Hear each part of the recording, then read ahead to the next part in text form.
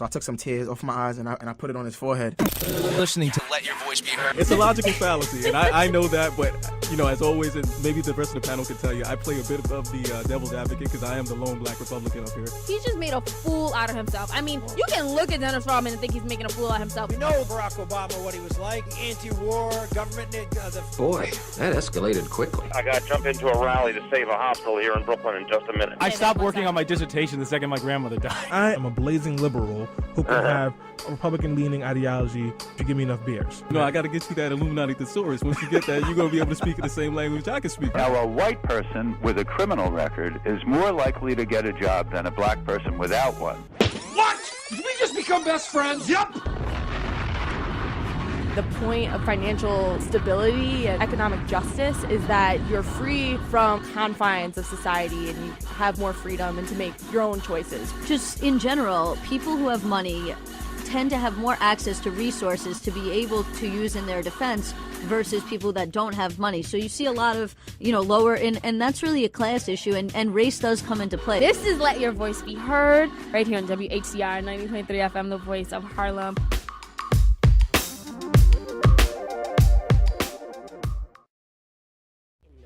Drink another cup until I fall flat. All that and then some. 151 done. Tic-tac-toe, chicken and rice. Selena and her sister is talking real nice. Woo! Yeah, that's right. I make rap lyrics. I rap hard. And I talk about rap all the time because I'm a rapper. I'm going to rap these words around your head all day, every day. Is that what you are? Is that what you do, Stanley? That's what I do, Is the album Selena. coming out? Oh, yeah. It's called I Can't Pay My Rent. That's what it's called. That's what it's called. Coming to a theater near you soon. Wow, I think everyone is very confused I right got now. all the exclusive features. Guest starring nobody. That's what's up.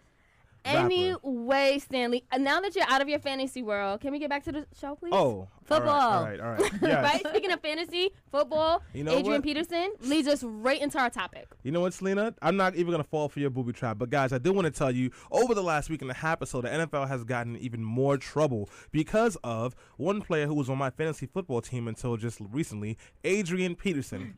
So for those of you who do not know, Adrian Peterson is arguably the best running back in the NFL and probably the running back who missed 2,000 rushing yard season by, I think, like 90 yards or so.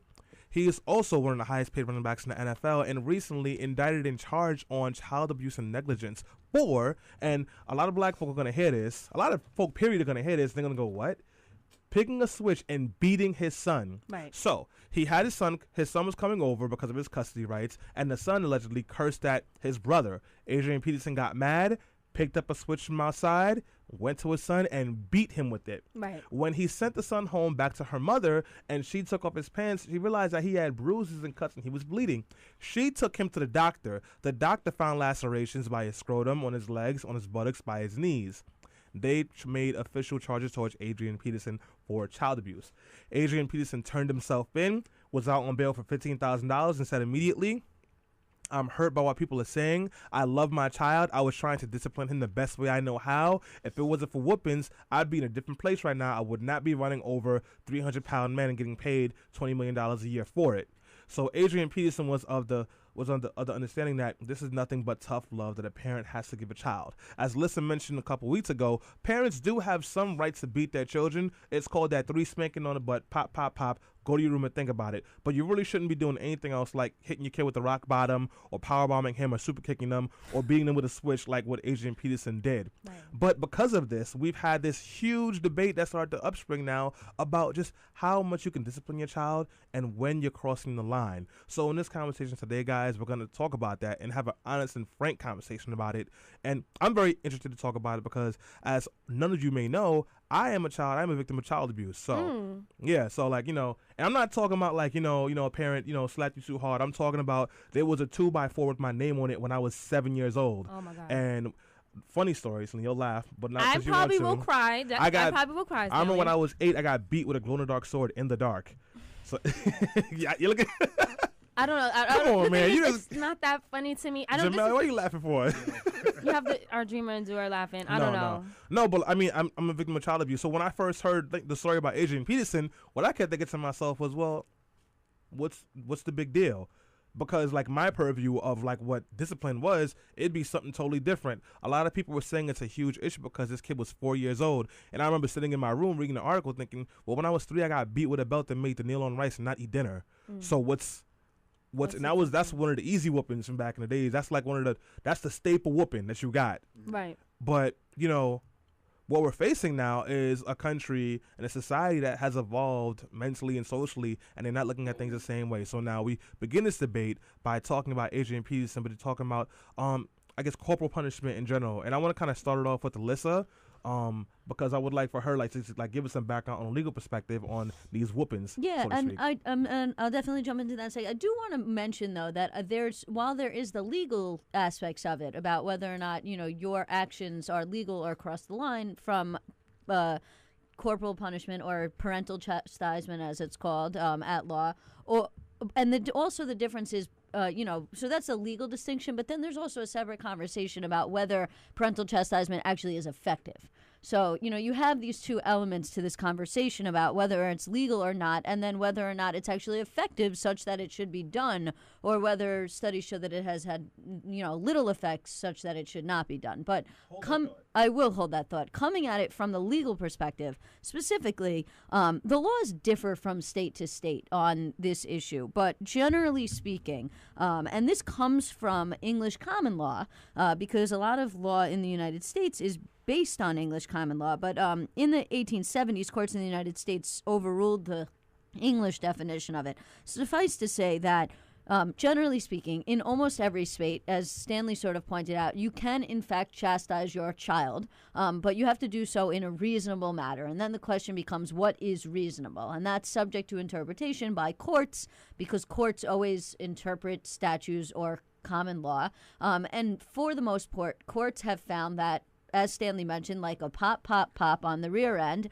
would be reasonable. Open hand. Like with an open hand, correct. Right. But at the point where you're leaving scars, burns, bruises, open wounds, those are things that cross the line from would be a legal parental chastisement into child abuse. Right. And something that you would not only potentially be charged with misdemeanor assault for, but in Adrian Peterson's case, because there's an indictment, indictments only happen when it comes to felonies.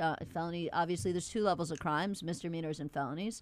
Felonies is a more serious level of crime. So if you're being charged with a felony child abuse, that means the assault goes beyond a misdemeanor assault and into a much more serious assault.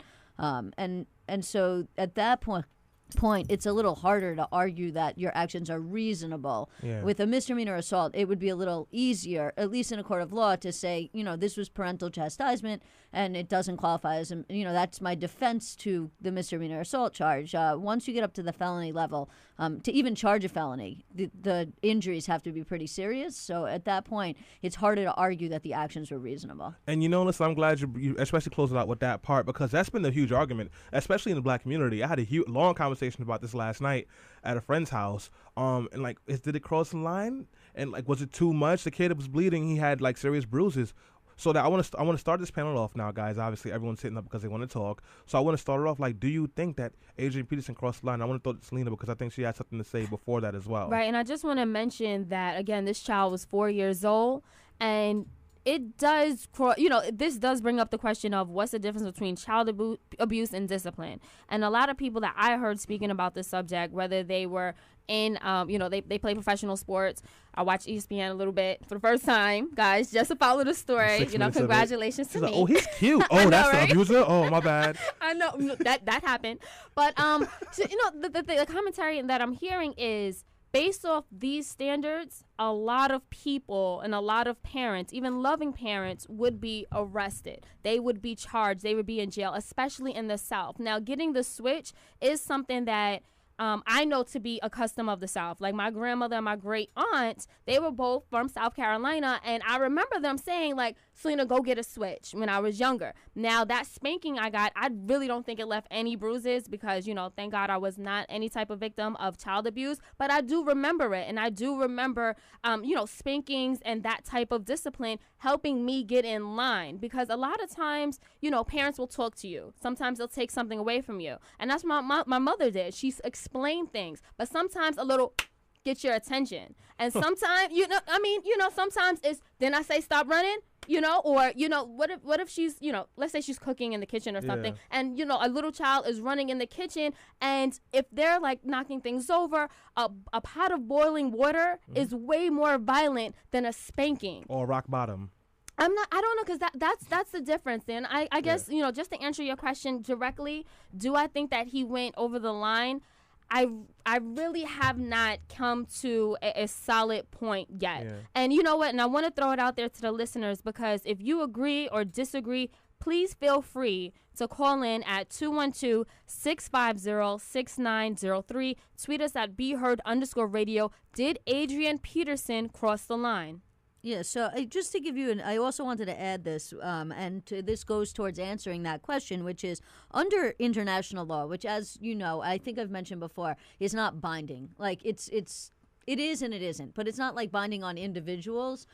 It's kind of more binding on communities of states or sovereign countries. Anyways, under the UN Committee on Child Rights, they define corporal punishment as any punishment in which physical force is used and intended to cause some degree of pain or discomfort, however light.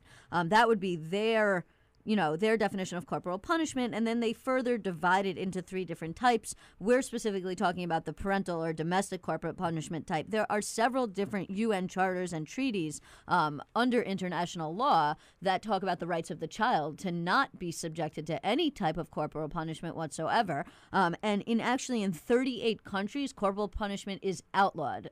Obviously, that's not the case in the United States, as I just mentioned. But speaking directly to the issue, I already sort of mentioned it in my intro about the indictment being evidence, at least to me, and obviously it's only an allegation of the charges being serious. I haven't seen the, actual pictures of the child or any of that evidence. And I think that's really important, is that if you were a juror or in the courtroom and you were to see the evidence, that may change your opinion on whether or not you think this was corporal punishment or whether you think it was child abuse. But based solely going off the descriptions that I've heard, if he was bleeding and had open wounds, I'd have to say, in my opinion, that crosses the line for sure. Well, I always turn my own mic off. Listen, thank you so much for bringing it to that point, actually, because I want to get the question going of how do you know when it's crossing the line in abuse? Because, right. Lena, you said that there are some cases where it's necessary. So what would you consider crossing the line in abuse? And I guess we'll start with Alyssa. Alyssa, what would we think is like legitimately crossing the line and punishing your child? It's a hard question. I think it just comes down to what I already said, which is that, an open-handed smack or spank on the rear would be acceptable. Right. But, that's a... just cut in there. But I think that it depends on your personal experience, because a lot of people, like Adrian Peterson said, this is the way I was raised, and my mother loved me, and my father loved me. But I don't necessarily think that makes it right. No, it doesn't. But I'm trying to say that that question is subjective. Like, everyone's going to have a different type of answer depending on their own personal experiences. And he said that it kept him in line from, not getting in trouble, let's say, with the law, or just making him more obedient to what his parents said and what his the guidance that his mother gave. So, that's why he thinks it's okay, and that's why I'm sort of like, I don't know. Right, but that goes back to the issue that I raised at the beginning of the segment, which is that, your experience sometimes informs. And so, on one hand, somebody could have been subjected to corporal punishment as a child, and it was positive for them in their life as an adult. And I think that's kind of the point you're making with Adrian Peterson, that if it wasn't for that subjection of punishment, that maybe he would have gone a different path and wouldn't have had the success in his life to become the football player. On the other hand of that spectrum, there's plenty of people who have been subjected to corporal punishment or potentially even child abuse, depending on where you draw that line. Mm-hmm. And it's had a very negative effect on their life and has led them down a path where they've become a drug user, a drug addict, have very horrible experiences because of the fact that they were abused or punished as a child beyond that line. So, on one hand, you can say, well, in Adrian Peterson's case, maybe it was positive for him, and in some people's lives, maybe it was. But in many people's lives, I'm sure, can say the exact opposite experience, that those beatings have not been positive. And some people may go as far as to say, those things have ruined my life. Those things are not positive. And especially when you have someone who just doesn't just punish their child with beatings when they think the child is misbehaving, but when they're frustrated with the child or when they're frustrated with their day. I remember one time I came home from school and I was smiling and my stepmother punched me in the face and slammed my head into the closet door because I was smiling so mother effing much. What? And then all of a sudden now, like, an 8-year-old kid is being told, don't be happy. So then when I walked around the house slinking, she would punch me in the face because she thought I was trying to get big with her. And this is that question of, like, well, how can you allow corporal punishment when you don't necessarily know if everyone knows the line and the necessity to use it and when not to use it.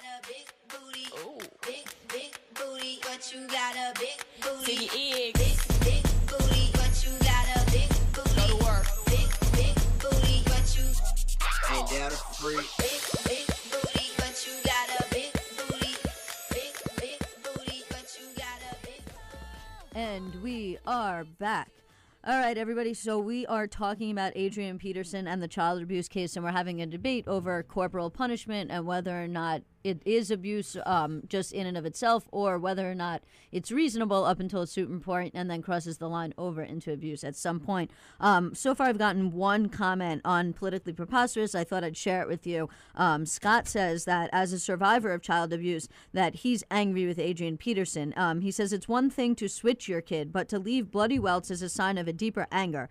And then he notes that it has taken him years of therapy to come up with this answer, and that the kid is going to need as much therapy as he can get.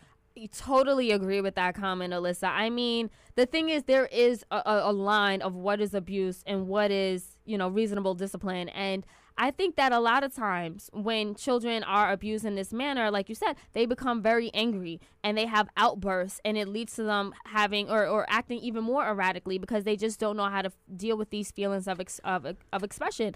And I think that what Stanley hit on, touched upon a little earlier, is when a parent is beating that child out of anger, it's a big difference. Now, Adrian Peterson, he's saying, I did it out of love. This is exactly how I was raised. This is my experience as a child, and I didn't see anything wrong with it. It sounds like he's saying I didn't know any better, and that's debatable. But, I mean, I think that there's a huge difference when it comes to that. Like, I know, Jamel, like, I'm sure you've been following the story. Did you have, any ideas or any opinion on it? Like, was it right? Was it wrong? Well, I seen the pictures. Mm-hmm. The pictures were gruesome, and I definitely think he crossed the line.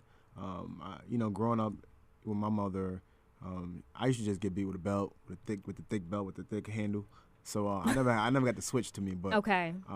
I feel like once you actually are beating your kid and you see the marks happening, I think that's a sign you should stop right then and there. Right. In the act, you're saying. If you're leaving marks, right. You see them while they're happening. It's not like they just come afterwards. That's true. You see the open wounds happening, and I feel like he should have stopped then. So I definitely agree. I definitely think he crossed the line without question.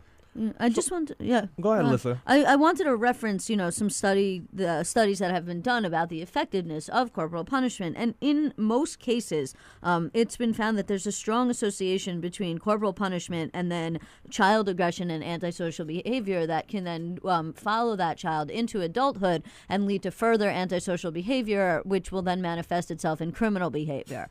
So, there's an argument to be made that children who are subjected to a child, even to corporal punishment, even reasonable corporal punishment, will be led down a path of aggression, antisocial behavior, and potentially land themselves in prison, in a criminal situation, due to that fact. And I know that the counter argument to that is, well, and some people will say the beatings is what kept me out of prison, because of, having strong discipline as a child. That's what made me realize that, that's why I didn't go down the path to become, a member of this gang or to do this thing, and that the reason why I'm not in prison right now. And I think that was sort of Selena's point with Adrian Peterson at the beginning, him being like, well, the reason why I'm in the National Football League and not in prison is because I was strongly disciplined. But that may only be true for a small percentage of people, and I think that most of the studies show that a majority of people who are subjected to corporal punishment do lead down a path of antisocial behavior that lands them in prison, not the opposite way around. Yeah, I really want to comment on that because I think I can talk just from my experience. And once again, guys, sorry to make it all about me. I know I'm awesome, but oh, God. It shouldn't always just be about me. And if you guys have a comment, obviously the number is 212-650-6903. Again, that's 212-650-6903. or you can tweet us at BeHeard_radio. And I remember just growing up, and I used to be very, very angry, and it came from being hit, especially because a lot of times I was being hit. I didn't understand why I was being hit.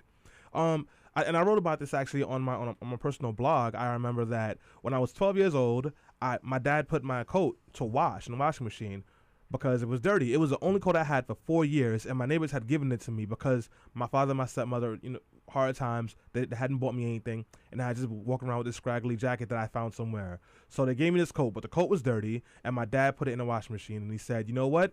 Clean. Like, make sure it cleans, and when it finishes, take it out and put it to dry. I forgot. I was in my room playing video games or reading or something like that, and I forgot all about it. So when he came back in the house and it was still in the washing machine, I remember he took my Sega Saturn and he threw it against the floor, picked it up, hit me with it, then like beat me up like with his fist, like punched me like with his fist for like a good 30, 40 minutes, told me I was no good, told me he was kicking me out of the house. The next day, I got to school, got into 4 fights. Right. Because like you can't, there's only, and you know what, like these whippings are good for some people, I assume, because some people like can credit to how like great it makes them feel. But you know what it did for me? It taught me how to be angry. It taught me how to be an enforcer. So when someone in school said something to me and I didn't like it, or they looked at me some way and I didn't like it, or somebody in the street said it or did something and I didn't like it, I could react because I couldn't do anything to my father or my stepmother, but I could do something to everybody else, and I could do something very well because I was good at it. We need to differentiate between a whipping and a spanking and abuse, because what Stanley is talking about is abuse, and that's that's illegal under any circumstances. And when I was making reference earlier about different spankings and what's reasonable. And, because you said, for some people it works. Abuse doesn't work for anyone. So I just wanted to make that clear. Yeah. And just to give you some background reference, the study that I've been referencing is done by an Elizabeth Gershoff. She has a PhD, and she works at the National Center of Children, or did when she wrote the study, the National Center of Children in Poverty at Columbia University. And she looked at the positive and negative behaviors in children that are associated with corporal punishment. And she kind of, talks about that. And what she says is that she wants to caution that her findings don't necessarily imply that all children who experience corporal punishment turn out to be aggressive or delinquent. And she said that changes based on a variety of different situational factors that include the parent-child relationship, the effect of the corporal punishment, and the line, more importantly, as you just pointed out, the line between punishment and abuse. She said this is a very difficult thing to do, especially when you're relying on parents' self-reports of their discipline tactics and the interpretations of what is considered to be normative punishment. Yeah. So that is very important that, when you cross that line from punishment into abuse is when you generally see more of the delinquent behavior. But even before you cross that line, depending on other factors, you can still see children who experience what we would consider reasonable corporate punishment still acting very antisocial and delinquent, etc. But now here's my thing, and this is a question for all you guys, and we'll start with Selena. So if, we agree that like these spankings are not necessarily the best way to go about it, and obviously abuse is absolutely the wrong way to go about it, how do you deal with children who, for lack of better words, are straight up disrespectful? And I'll give you a perfect example. I was at a dinner party last night, and we were talking to a parent, and she said that her neighbor, she used to have all these problems with her son, and that one day she took her son's Xbox 360, and the son, 14 years old, was like, F you, mom, sent her a text message telling her to do some expletive things, pushed her, was cursing, raising his voice, and getting really disrespectful. And I know we've all been around somewhere where we've seen a kid who's barely 8 years old screaming at his parents like he runs stuff. And those parents are like, use your inside voice. How do you deal with kids like that? Because a firm uppercut will set that straight real quick, as far as I'm concerned. Right. So I would never advocate for uppercutting any child. That was a joke, Selena. I know that. I know. But the thing is, I would never advocate for any form of abuse. And what you went through is tragic. And so many children do go through that. And it just doesn't work. I think that it takes good parenting.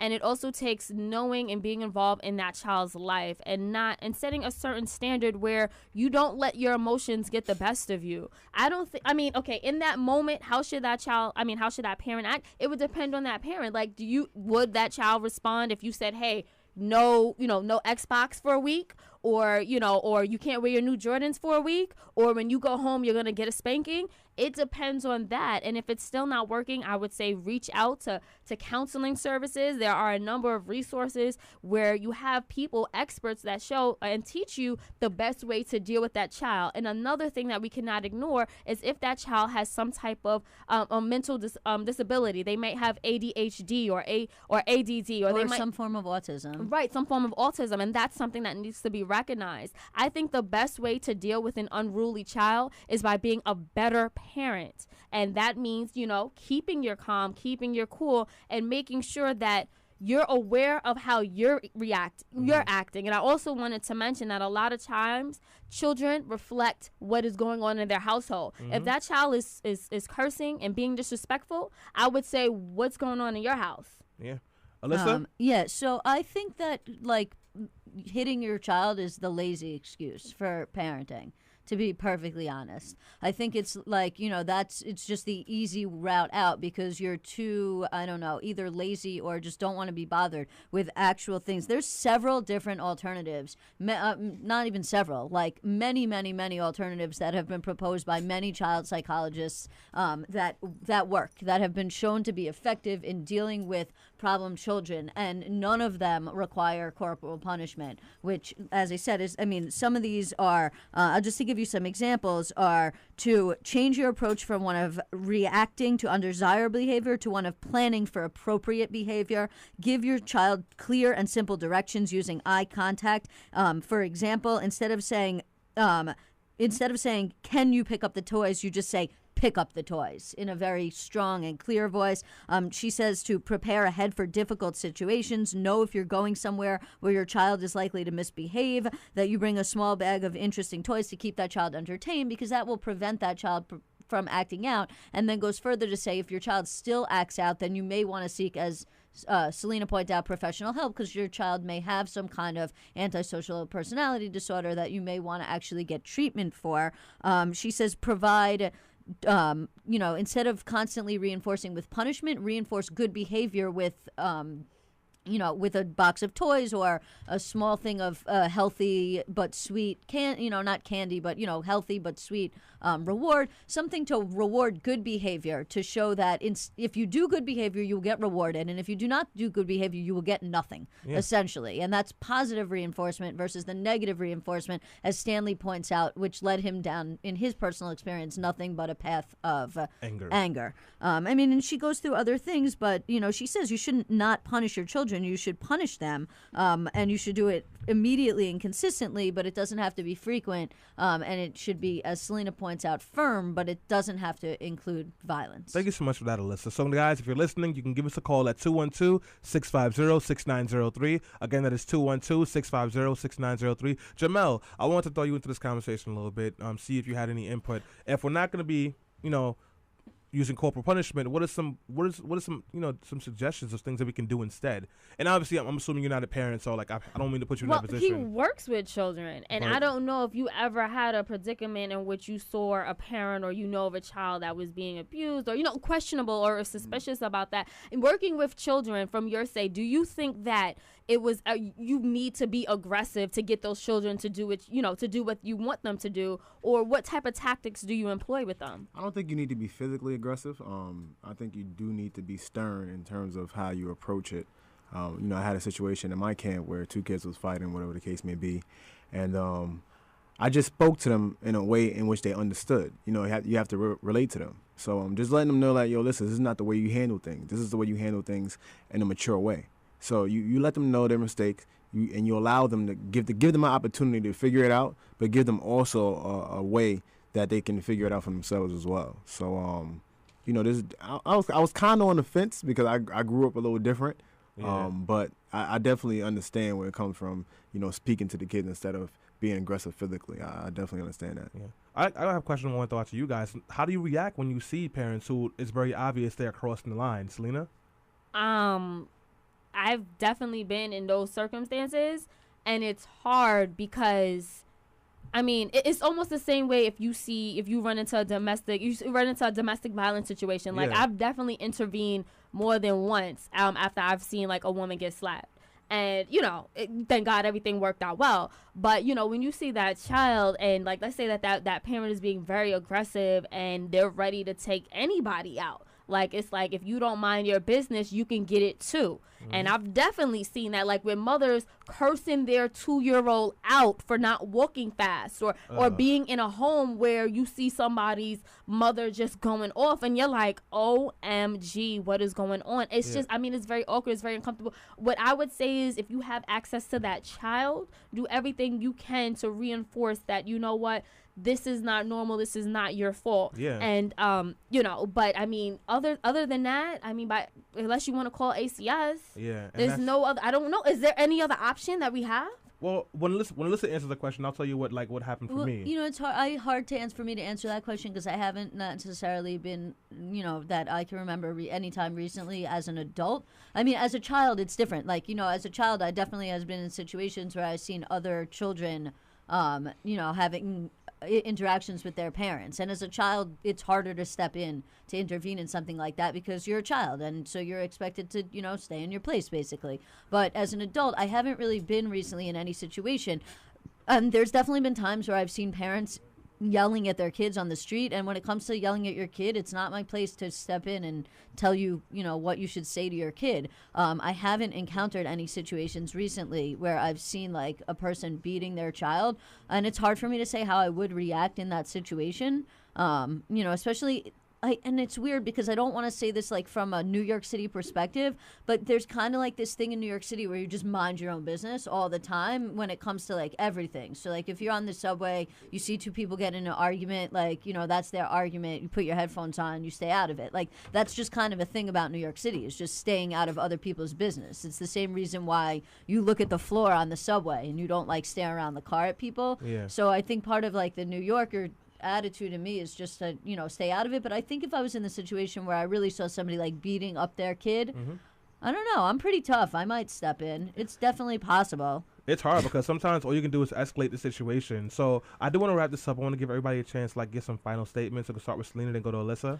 I want to say this. Something that I found very disturbing is, I guess, within the African American culture, are just greater acceptance of abuse. I understand spankings is something that Americans do on whole and believe in statistically, for the larger majority. But when it comes to African Americans, it's like, yes, you should, I'm going to tear that child up, or you should definitely beat them. And we use these terms and it's just really violent and really aggressive. And I actually read a great article by Michael E. Dyson in the New York Times, and he really broke down the origins of where this mentality came from slavery. And it was in order to keep what the slaves did, in order to keep their children alive and to make sure that they didn't act up or come out of line when massa came around, they would beat them to prevent them from enduring even more violence or even death. And it's something that's been passed down. And this is something we need to be aware of, but also we don't want to sort of make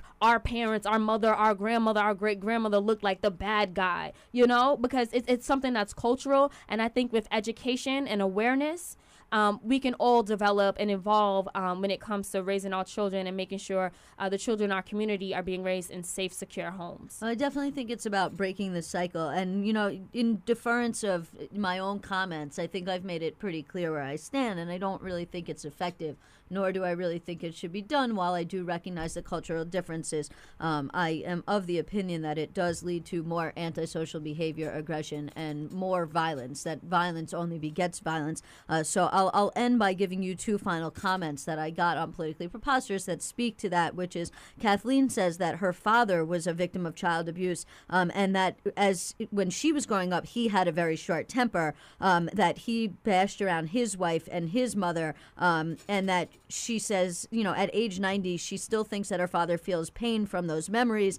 He blamed his behavior on the excuses that were present at the time, such as his unemployment or being depressed, but she says she doesn't find that to be excuses. She really thinks it goes back to how he was raised and how he was treated as a kid. And on that note, Nancy said, this woman Nancy says about Adrian Peterson, he did what his parents did to him. Some people have to be educated about abuse because that's how you break this cycle. Thank you so much for that, Alyssa. And, with that being said, I want to close this segment out and move us on with these last words. So, Adrian Peterson, one of the main things that he really said when he left out on bail was that I love my son. I'm just trying to make sure that he lives a happy and productive life, because I know if I didn't get these whippings, I might not have become the man that I am today. The man who beats his child so badly that he has a bruised scrotum. And he's really offended by the idea that people call him a child abuser. He's been deactivated from the Vikings. There's talk that he might just be cut from the team completely, and he's upset because he says what he did is coming from love. It's coming from love, and now he's gotten this counseling, and he's seeing that he could have used different ways to discipline his children. And when he said something like that, where it's coming from love, it made me think about my experience with my father, or even with my stepmother, who I think it was very obvious to everyone involved, and even people who had nothing to do with my life, that what she did to me was not only abuse, but above and beyond that. But if you talk to them now, they will get offended. They will get upset. They'd become adamant. Like, I didn't do anything to that child but love him and give him food. Who took care of him when he was sick? Who did this and that? Who did this and that? That's what they say. And it's not because, they don't want to be held accountable for their actions. Well, maybe my dad, he's a little bit crazy. But it's not that they don't want to be held accountable for their actions. It's that they don't see what they did wrong. All those times that I was beat, or I was cursed out, or I was verbally abused, they thought it was coming out of love. Even those times when my stepmother beat me so bad, and I wrote about this on my blog, that's why I'm saying it here, that afterwards I literally had to get a mop and mop up my blood from the floor, and some of it wouldn't stay. So if you go to the apartment in Brooklyn on New Jersey Avenue, there's still blood stains on the floor. Still, I promise you this to this day. But she thought it was love, but it's not love. It's not encouragement. It's not disciplining. And you know what? I was lucky enough to find an outlet, because I had other people who cared about me, who they knew they couldn't uproot me from that situation, but they can help me express that anger and help me find ways to get it out of my system. And writing was my way, and talking and joking. And that was for me. But what we need to do is educate these people who have this strange love. This love that it's more hurtful than it is encouraging, that it's more destructive than it is, building someone up. Because if we don't, we're just going to build another generation of angry kids, angry boys and girls who will do nothing else but make their future children angry boys and girls. And so we have a world full of angry boys and girls who are hurting each other because that's all they know how to do. So Adrian Peterson may love his son, but he clearly needs help, because that's not the kind of love that his 4-year-old son or any child needs. So with that being said, guys, we do have to go on a quick break. This is Let Your Voice Be Heard on 90.3 FM, WHCR, the voice of Harlem.